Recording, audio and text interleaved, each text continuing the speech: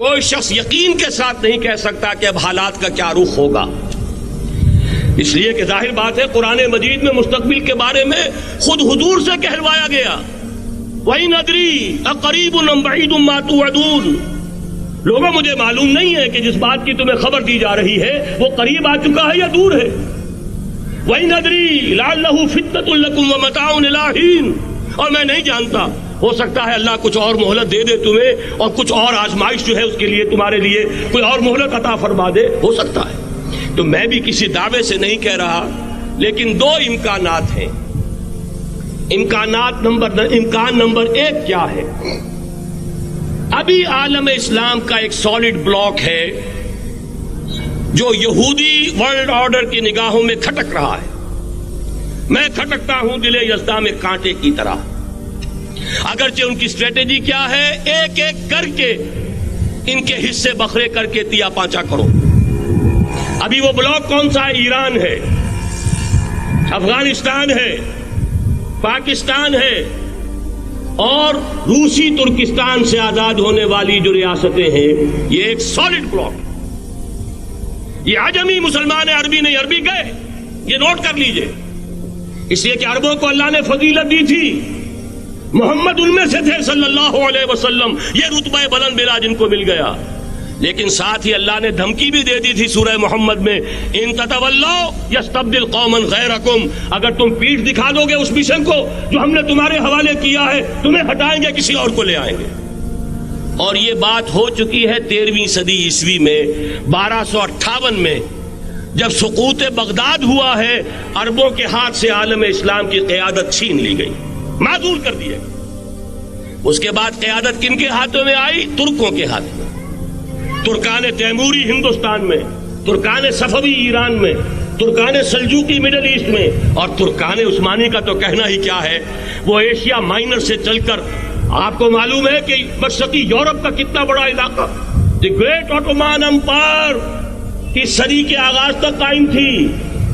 اس صدی میں عجیب عجیب معجزے ہوئے ہیں۔ گریٹ آٹومان امپائر جو 3 بر اعظموں پر محیط، نام و نشان ختم۔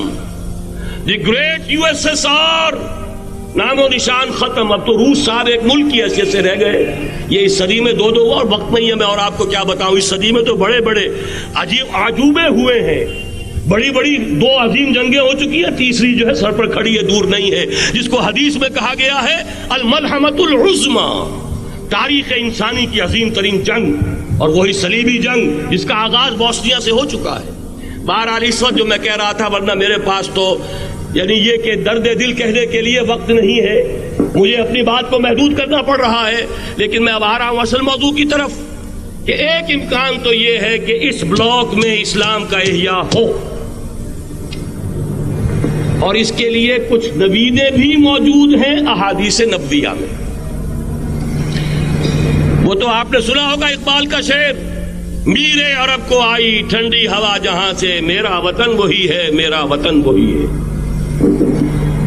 حدیث میں آتا ہے یخرج الناس من المشرق یؤتون للمہدی، یعنی سلطانہ، مشرق سے فوجیں نکلیں گی کہ جو کہ مہدی کی حکومت قائم کریں گی، اور یہ ہوں گے حضرت فاطمہ کی نسل ہی سے رضی اللہ تعالی عنہا، لیکن عالم عرب کے اندر پھر ایک طاقت بن کر ابھریں گے، باطل کی قوتوں کے خلاف جہاد کریں گے، لیکن ان کو مدد آئے گی 2 طرف سے، ایک زمینی مدد آئے گی مشرق سے، ایک آسمانی مدد آئے گی، عیسیٰ ابن مریم کا نزول، حضرت مسیح علیہ الصلوۃ والسلام جو زندہ آسمان پر اٹھائے گئے تھے نازل ہوں گے، اور در حقیقت ان 2 مددوں کے نتیجے میں پھر یہود کا قلع قمع ہوگا، اور یہی گریٹر اسرائیل ان کا گریٹر گریو یارڈ بن کر رہے گا، عظیم تر قبرستان بن کر رہے گا۔ اس کی بڑی واضح حدیثیں موجود ہیں، اس کی بڑی تفصیلی خبریں موجود ہیں، یہ احادیث کی کتب کے اندر، بدقسمتی سے ہماری اس کی طرف توجہ نہیں۔ ایک تو یہ ہو سکتا ہے، اسی طریقے سے ایک اور حدیث ہے، یخرج من خراسان رایات سود، اور یہ مسلم شریف کی روایت ہے، نوٹ کیجئے گا، نہیں ترمذی شریف کی روایت ہے، یخرج من خراسان رایات سود لا يردها شيء حتى تنصب بإيلیا، اور خراسان حضور کے زمانے میں آج کے افغانستان کا نام تھا، جتنا خون یہاں پر خلوص کے ساتھ دیا گیا ہے اس کی مقدار بھی کم نہیں ہے. یہاں سے خیر برآمد ہوگا. اور دوسری بات اپنے بارے میں نوٹ کر لیجئے، یہ پاکستان، بچا کھچا Pakistan, what remains of Pakistan, یہ اصل میں ہے کیا؟ مولانا بہت خوبصورت انداز میں فرما رہے تھے یہ 313 نہیں تھے، اسلام تھا. اسی طرح نوٹ کیجئے پاکستان نہیں ہے، 4 صدیوں کی تجدیدی مساعی کا حاصل ہے. آپ نے کبھی نوٹ کیا ختم نبوت کے بعد اب سب سے اونچا منصب کس کا ہے؟ مجددین. سنن ابی داؤد کی روایت، ان اللہ یبعث فی هذه الامہ علی راس کل 100 عام من یجدد لها دینها. اور نوٹ کیجئے کوئی بات ہے 1000 برس تک سارے مجدد عالم عرب میں پیدا ہوئے. جیسے ہی دوسرا 1000 سال شروع ہوا، الف ثانی کا مجدد اعظم شیخ احمد سرہندی کہاں تھا؟ صنم خانہ ہند میں حاضر ہوا. میں شیخ مجدد کی لحد پر، وہ خاک کے ہے زیر فلک مطلع انوار، گردن نہ جھکی جس کی جہانگیر کے آگے، جس کے نفس گرم سے ہے گرمی احرار. وہ پھر 12ویں صدی کا مجدد اعظم امام الہند شاہ ولی اللہ دہلوی، 13ویں صدی کا مجدد اعظم سید احمد بریلوی، اس کے خون کا امین اور اس کے ساتھ کے شہداء کے خون کا امین، ان کے جسموں کا امین آپ کا خطہ ہزارہ، آپ کا خطہ سوات، اس میں ان کی جانیں ہیں جو دی گئی ہیں. اور وہ نہایت میں آپ سے عرض کر دوں دور صحابہ کے بعد اتنا خالص اسلامی جہاد پوری مسلمان تاریخ میں نہیں ملے گا جتنا وہ تحریک شہیدین کا. 14ویں صدی ہجری میں شیخ الہند جیسا مجاہد اعظم کہ انگریز نے گرفتار کر کے قید بھی کیا ہے، تو کہاں؟ ہندوستان میں نہیں، کہاں؟ جزیرہ سائرس، کیا نام تھا؟ مالٹا، جزیرہ مالٹا بحر روم میں. اقبال کے نفس سے ہے لالے کی آگ تیز، ایسے غزل سرا کو چمن سے نکال دو. کہیں ہندوستان کی کسی جیل میں ہوا تو شاید اس کے نفس کی گرمی ہی سے کوئی حرارت پیدا ہو جائے.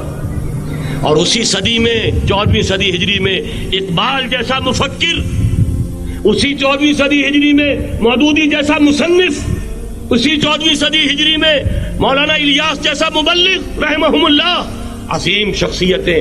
آج پورے عالم اسلام میں آپ کو تبلیغی دوست ملیں گے. یہ کہاں سے شروع ہوئی تحریک؟ دہلی کی ایک چھوٹی سی مسجد سے. وہ مسجد بنگلے والی اب تو بڑی عالیشان ہو گئی ہے، جب وہاں شروع ہوا تھا کام بڑی چھوٹی سی مسجد. یہ سارے کام یہاں کیوں ہوئے؟ پورا عالم اسلام آزاد ہوا، کہیں نعرہ اسلام کا نہیں لگا، کہیں عرب قومیت پر، کہیں کسی اور عصبیت پر تحریکیں چلی ہیں. صرف تحریک پاکستان تھی کہ پاکستان کا مطلب کیا؟ لا الہ الا اللہ. کوئی سبب ہے کہ یہاں قرارداد مقاصد پاس ہوئی، حاکمیت اللہ کی ہے. کہ اکبر نام لیتا ہے خدا کا اس زمانے میں. یہ سارا ماضی سامنے رکھیے اور حضور کی دی ہوئی پیشین گوئیوں کا مستقبل سامنے رکھیے. ان دونوں سے ثابت ہوتا ہے اس خطۂ ارضی سے کچھ ہونا ہے.